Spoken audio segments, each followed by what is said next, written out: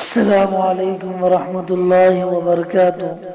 الحمد للہ رب العالمین والصلاة والسلام علی سید الانبیاء والمرسلین وعلی آلہ واصحابہ اجمعین، اما بعد فاعوذ باللہ من الشیطان الرجیم، بسم اللہ الرحمن الرحیم، وما ارسلناک الا رحمۃ للعالمین، صدق اللہ العظیم۔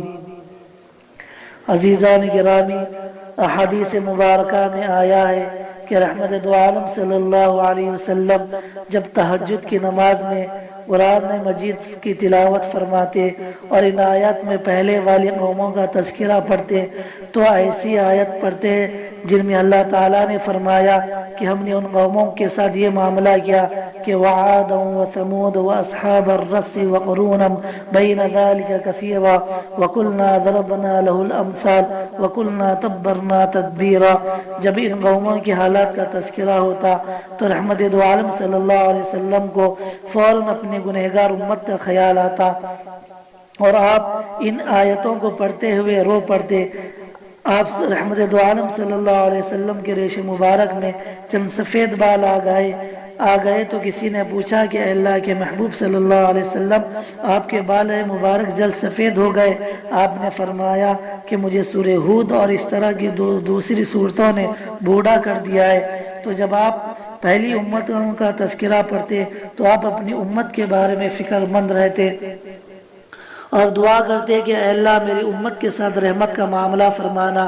یہ دعائیں مانگتے ہوئے آپ صلی اللہ علیہ وسلم کے ریش مبارک سے آنسو تر ہو جاتے اور سینے مبارک پر بھی آنسو گرتے۔ کبھی کبھی پاؤں مبارک میں ورم پڑ جاتا۔ بعض روایت میں آیا ہے کہ کھانا کھانے کے دوران جب رحمت دو عالم صلی اللہ علیہ وسلم کو اپنی امت کا خیال آتا تو آپ کھانا چھوڑ دیتے اور امت کے لیے دعائیں کرنے میں مشغول ہو جاتے۔ معلوم ہوا کہ رحمت دو عالم صلی اللہ علیہ وسلم کی دعاؤں نے اس امت کا چاروں طرف سے احاطہ کیا ہوا ہے، جو اس امت کی حفاظت کر رہی ہے اور اللہ تعالیٰ کی طرف سے آسانیاں پیدا ہونے کا سبب بن رہی ہے۔ عزیزان گرامی، یاد رکھنا کہ امت کے غم میں رونا ہم نے کتابوں میں پہلے والے انبیاء کے بارے میں نہیں پڑھا ہے۔ امت کے غم میں رونا رحمت دو عالم صلی اللہ علیہ وسلم کا ایک امتیاز تھا۔ آپ کی یہ خصوصی شان ہے کہ آپ نے اپنی امت کے غم میں روتے رہے، یا ربی امتی یا ربی امتی فرمایا کرتے تھے۔ پہلے انبیاء کے ساتھ تو یہ معاملہ ہوا کہ اگر ان کی قوموں نے ان کی دعوت کو قبول نہ کیا تو انہوں نے بددعائیں کر دی۔ حضرت نوح علیہ السلام نے یہاں تک کہہ دیا تھا کہ رب لا تذر علی الارض من الکافرین دیارا، اے پروردگار عالم اس دھرتی پر کافروں کا کوئی ایک گھر بھی باقی نہ چھوڑنا۔ مگر رحمت دو عالم صلی اللہ علیہ وسلم کے لیے کچھ اور ہی معاملہ تھا۔ آپ رات کے وقت اٹھتے اور اپنی گنہگار امت کے لیے دعائیں مانگتے، ان کی ہدایت کے لیے دعائیں مانگتے۔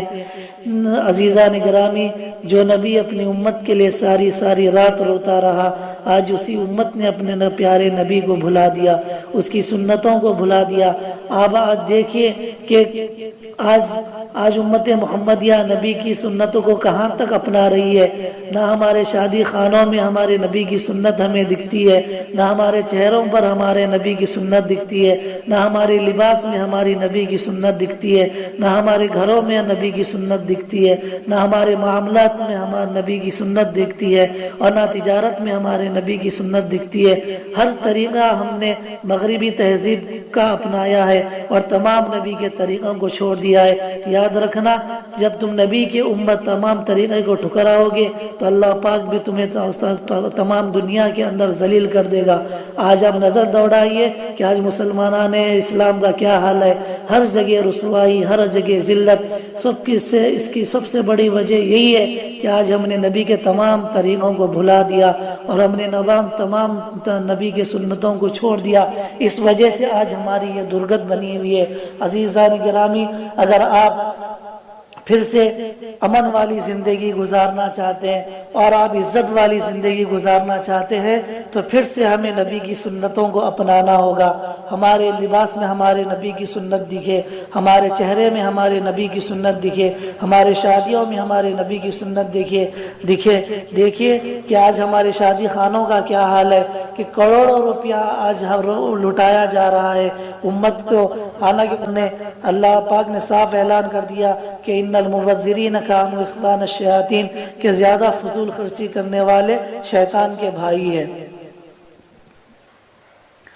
آج امت محمدیہ کا طبقہ کہاں اور کس جگہ پیسہ خرچ کر رہا ہے. آج آپ اندازہ لگائیے کہ کتنے ایسے گھرانے ہیں جو غریب ہے اور کتنے ایسی لڑکیاں ہیں جو پیسے نہ رہنے کی وجہ سے اپنے گھروں میں بیٹھی ہوئی ہے. آج مسلمانوں کا حال یہ ہے کہ بے تحاشا پیسہ لٹایا جا رہا ہے اور آج ہم پر مصیبتیں آ رہی ہے اور ہم ظالم ہمارے اوپر ظالم حکمراں مسلط ہے.